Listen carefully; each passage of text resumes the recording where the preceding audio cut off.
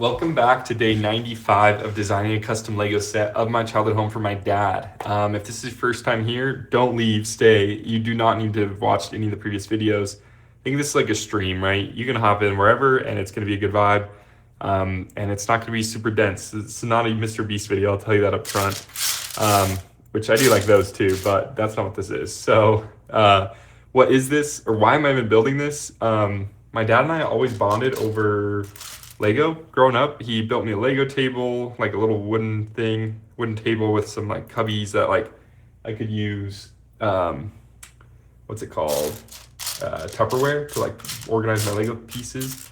And so I spent so much of my childhood at that Lego table just building and having a good time. So, as for the house, it's my parents don't live there anymore. When the youngest sibling turned 18, they sold it and moved to Hawaii. Just to, I don't know, I guess having a lot of kids, you need a break eventually. So I think that's what that was. So yeah, I wanted a memento of the house for them, and so I felt like this is a good way to like kind of memorialize the way I grew up with my dad and I bonding over Lego, and memorializing that house where he raised us in.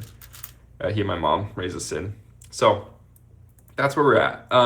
As for where we're actually at in the project, I first designed it in Bricklink Studio, and then which now I'm working on.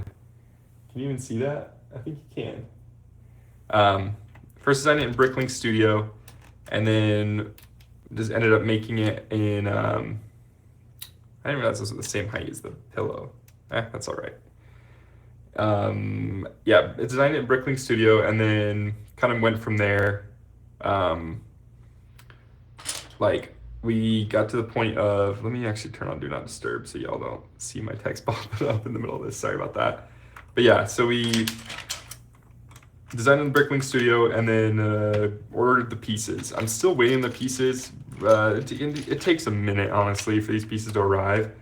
I don't think I realized just how long when I started this. But hey, that's the fun of this thing. Like, this is my first time doing a project like this, so we get to go through all the like learning curves. And that's what makes a project. I mean, there's other things that make a project fun too, but that is something I actually love about projects like this, where I'm like learning something totally new that I've never done before. So yeah, we're learning as we go. So I'm still waiting on pieces, but there's some pieces that just didn't seem to come, and so I was like, I want to just start like pieces that seemed like they were supposed to have already come, but they didn't. So I was like, let's start building and documenting which pieces I'm missing. I quickly realized they just didn't send a ton. So I ordered a bunch of all the pieces I could see that were already missing. There's definitely more that I'm running into along the way, and I've kind of stopped tracking because I'm thinking they may actually be on their way. They just haven't gotten here yet. And Lego's system just hasn't told me. I don't know. If that's wrong, then we're screwed. No, I'm just kidding. We're not screwed, but it's definitely going to be like I hope they're on the way. Let's put it that way. Otherwise, this will be delayed quite a bit. So yeah, so that's where we're at now. But I've been itching to build this thing. Like, already starting to see it come together in real life is so exciting. And so here we are, just building what we can. Missing a lot of these base pieces, and so I can only build on basically the gray and the brown you see. But hey, I can still build up a good bit here, so I think we'll find places we can actually do stuff. Okay, making some more progress there. Can't do anything here, so we'll have to skip that for now. Can put up another layer on this one, so that's big. Yeah, we're starting to see the consequences too of some of my choices. Like on here, I decided to I just made the wall as one big piece, which is obviously not a good practice. But I just, yeah, I think at the time I was like, you know what, I just need to start building. Again, we're going through the learning curve together here. So it was just kind of let's start building and we'll learn as we go. Like, don't worry about getting every detail right, because I would just never get anywhere. And so that's what we're dealing with now, is not worrying about the details earlier means now we deal with the consequences of them. So not a huge deal. We'll figure it out, but definitely makes it a little bit more difficult um, at this point in the process. So we're making it work though.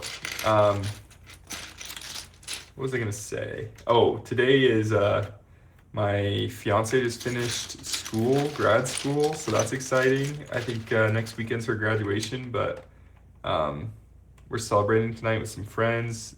Some of them are throwing parties and stuff, so we'll go roll up to those, and that should be just an absolute vibe. I'm excited. I graduated, what, 2 years ago? Yeah, 2 years ago. That's crazy. Basically, when she graduated from her bachelor's, I graduated from my master's because I did one of those like 4+1s, and I was a grade above her. And yeah, so I just got done quicker, or earlier, I should say, not quicker. But okay, let's leave that. Just looking at what's on those steps. We'll definitely end up running back through all this once we have the rest of the pieces, but I'm just excited to make some real progress. Yeah, like all of these, I want to do these arches, but I guess I could throw one on here. So yeah, that's exciting. It's been a grind for her, I know that. It's just school in general can just be a grind, like in a good way. Like you learn a lot of good stuff, or you can learn a lot of good stuff. I don't think our higher education, like university stuff, I don't think it's always worth it. I think that opinion is becoming more popular, but I still feel like it's a little bit of it feels weird saying it just because growing up, I was always told like everyone needs to go to college, like it's always worth it. But then it's like nowadays with the increased cost of college in comparison to like it's just you don't always get the ROI. Like it just doesn't always make financial sense. There's just a lot of things you could do in life that pay well and don't require a degree, and there's a lot of things in life that you could do that don't pay well and do require a degree. And so it's just not always a good idea for everyone. Yeah, so that's kind of where my position on it's at now. I mean, I'm glad I did it just because my field of study was you very much do need a degree, and I was able to get through it cheaply too. That was another big thing, I guess, that made it worth it for me, was going to a school, getting scholarships, so that and financial aid, so I actually could go for a reasonable price. I think that's honestly a huge key. And then just my field again is kind of, I mean, not just kind of, it's required, and I wouldn't have had the skills I needed if I didn't go to school. So I'm glad I did. No regrets, but just because it was the right for me in my situation does not mean it's right for everyone. I've got a brother who didn't go, and bro's making more money than I do, so if that tells you anything, like you just don't. It's not always the smartest move financially, and it's not always the right place for everyone, like socially. Like there's just I don't know, like it's not like the whole idea of like our education system was built for the Industrial Revolution, like industrial society, where it's like it's basically like the factory line of like a human factory line, essentially, you know what I mean? And it's like that type of thing. It works well for my brain, luckily. I mean, not to rub it in or anything, guys, but it's just my brain works really well with reading and writing, and not so well with talking. So I guess that's the downside, is all you that are social out there and good with your words and people. That's not really me. I'm not the worst of the world. Like my specialty, my strong suit's always been living at the intersection of the nerds and everyone else. Like I'm a nerd, but it's like I can speak to normal humans decently enough that ends up being a strength in my career. So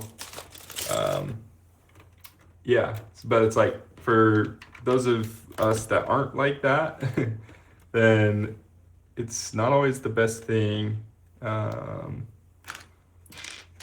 School is not always catered to your strong suits, I have a friend too who is like, what's the word? He is, why am I totally blanking? Oh, ADHD. And so it's like school just does not work for him. His brain's just not wired to receive information in the way that school tries to teach it. And dude's smart. Like, he's very smart, and he's got some big skills that like I just don't have. Like, he was my best friend for a couple years there, and it was just like clear that we just had different strengths. It's just like this whole idea of like, I don't know, there are real disabilities that just make life harder. And maybe that's what it is. It just makes life in general harder. But it's like, I think sometimes we set things up in a way that just make life harder for certain people just because we didn't think to build it in a way that works for everyone, if that makes sense. So it's like, I don't think that it's innately a disadvantage. Like, for him, ADHD was not innately a disadvantage. It was a disadvantage in the system that had been set up, like in this like factory line education system, but it's just meant that he had other strengths that I just did not have, and that like he made up for because I didn't have them. You know what I mean? So I don't know. I do think that the education system as it is now is not necessarily like, it's not great. Like, it works ish, but like I think there's a lot that could be improved upon. Real quick, I'm trying to figure out if there's anything else we can build on this area. So this goes back to about there-ish. Okay, we're just missing the whole tan piece here. And there's stuff that goes right there, but then this is all the door. So, I mean, I guess we can put in, what is that, 1x6 right here. So that's like, yeah, that's that one. Yeah, because I guess the wall comes over, but then jumps back one. Is that right? Yeah, that's right. So yeah, the wall's back here. Yeah, because this is all brown. This is all interior. Okay, so we've got this, and then it kind of turns back, but again, we don't have the pieces that need to go there. This is like the big courtyard. This is the garage. Okay, I'm getting a good sense of the layout here. Yeah, and our desk is getting messy. I think that's just what happens building Lego. Like, there's no way around it. Okay, let's see. Can we do this one? Yeah, we actually can. So there should be a 1x4 here. And then there should be this little bench here. So what is that? That's like 2 of these. And it's interesting. Like, my social beliefs also changed a lot when I got to college, which I don't know. I don't know if I totally expected that, and I think it's pretty common though. I will say that. So maybe I should have expected it. But like, you just get exposed to people that you wouldn't have otherwise. And part of that's just like living, I guess, just growing up in general, like that just kind of happens as you live.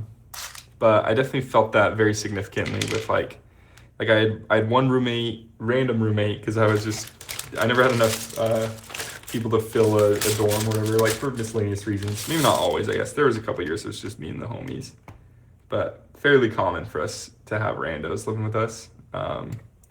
And so this one year, there was a kid that just like, he was doing, I think, dev school, like basically trade school, but for dev work. And so not like a full 4-year program, like a boot camp, that's what they call them. But I always thought it was like trade school for software engineering, which is kind of sick. But yeah, and he'd grown up just the toughest thing growing up, and it's like somehow he still went that far. I was like, honestly, if I'd been dealt that deck of cards or that hand, I would probably just be a druggie. You know what I mean? Like, I would be not go anywhere in life, like not have that, like just not do much, just because it's so, sorry guys, I gotta skip a bunch of steps here since I just don't have the area to build on. So let's keep going. I guess I can do one more here. One more here. And so yeah, I feel like I had just cool encounters, or I don't know what you'd call that, just like two cool experiences with such a wide range of people. I feel like where I went to school is still pretty like sheltered, you know, like they were trying to filter out a ton of people to make it a very ubiquitous uh, environment or student base, and yet it still felt like I just had all these experiences with people that just made you be like, oh, like really open your eyes and make you be like, oh, okay, like what I thought was normal, or like what I saw as like everyday, like everyone, it's just not at all everyday everyone. So I think that was cool. That's maybe not the most valuable part of my college education, but a very valuable part. I only say maybe not the most valuable just because the actual like technical skills I learned was probably the most like monetarily valuable, if that makes sense. Just purely based on my like current stuff, but hopefully I don't not use those skills for long. Not that I don't like them or whatever, but hopefully this YouTube becomes full time at some point soon. I'll keep doing it forever, but it'd be nice if I could just spend more time on it. That's ultimately the dream. So we'll figure out how to do that eventually. But anyway, yeah, so I guess at that point, then probably the technical skills I learned would not be the most valuable, just because I think Lego would be at that point. Okay, let's go ahead and do, just realizing I want to mirror these just to make them a little bit stronger.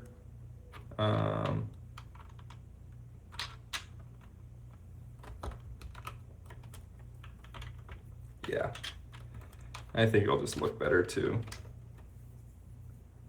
So yeah, if we go like that, and then put the 2x3s in here. I hope I can see this well as I'm working on it.